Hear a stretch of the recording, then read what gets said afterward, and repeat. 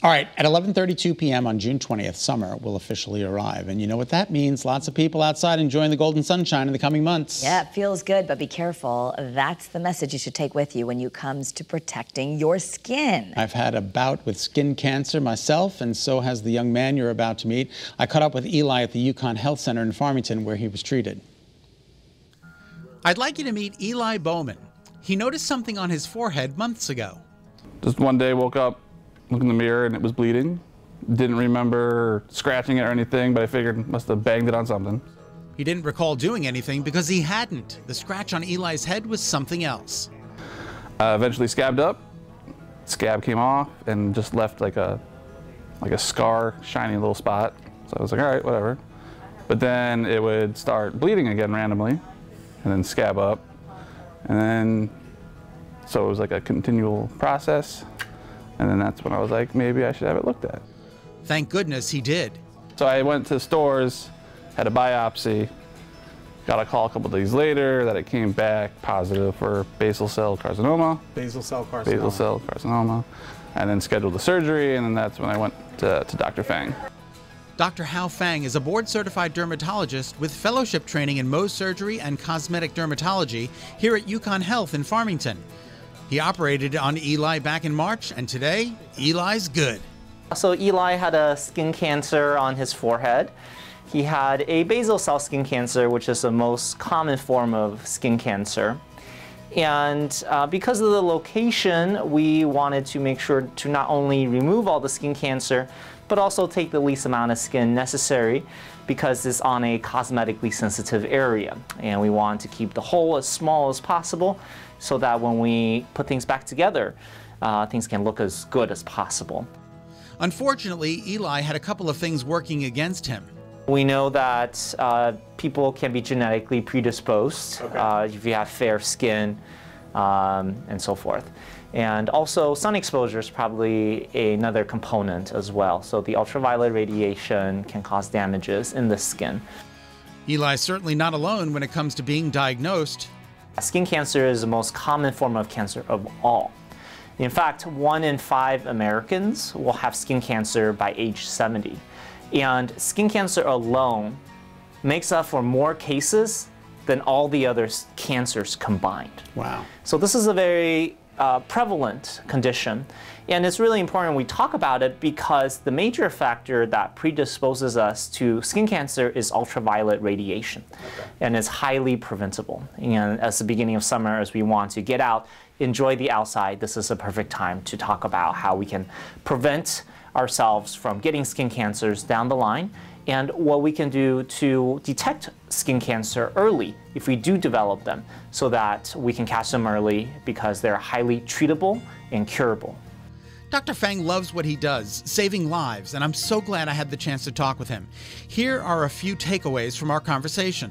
What are some of the myths about skin cancer?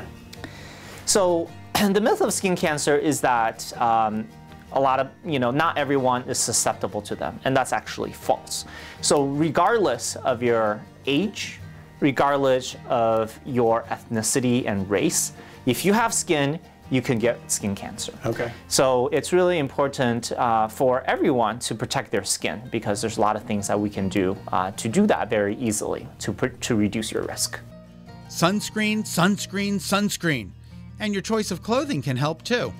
There is some protective clothing that you can wear that is lightweight, comfortable, sleek, so that any of the areas that's covered by these sun protective clothing, you actually don't have to apply sunscreen. And if you do apply sunscreen, and you should apply to areas that are not covered by those clothing, you should be applying every 2 to 3 hours using a sunscreen that is broad spectrum, meaning it covers ultraviolet A and ultraviolet B light with a sun protective factor of 30 or higher. Is there such a thing as a safe tan? There's no such thing as a safe tan. If you have a tan, that's your skin's reaction to saying, I am getting burnt and I need to protect myself. So there's no such thing as a safe base tan. And tanning booth has very high doses of ultraviolet rays that you absolutely want to avoid. So definitely do not tan. Save your skin from skin cancer and also premature skin aging. Let's go through that one again.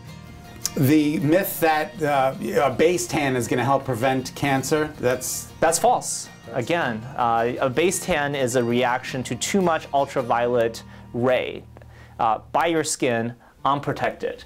So your skin is trying to protect itself, but the harm has already been done, and even if you have a base tan, you're still susceptible to the damages by the ultraviolet rays. And how often should we see a dermatologist? Yeah, you know, that's a great question, and I think it depends on the individual. If you're someone who is at high risk of skin cancer, meaning you have fair skin, you've had sunburns in the past, it's not a bad idea to definitely see your dermatologist at least once if you have never seen one before. And they can help you figure out what is the right frequency.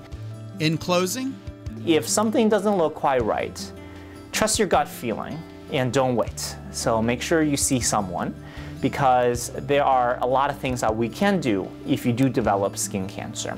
And it's all about detecting them early and treating them early. And for those people out there, it's also never too late to protect your skin, even if you had sun damage before, even if you had lots of sunburns, because we can still do a lot of good today that you'll be thankful for 10, 20, 30 years later.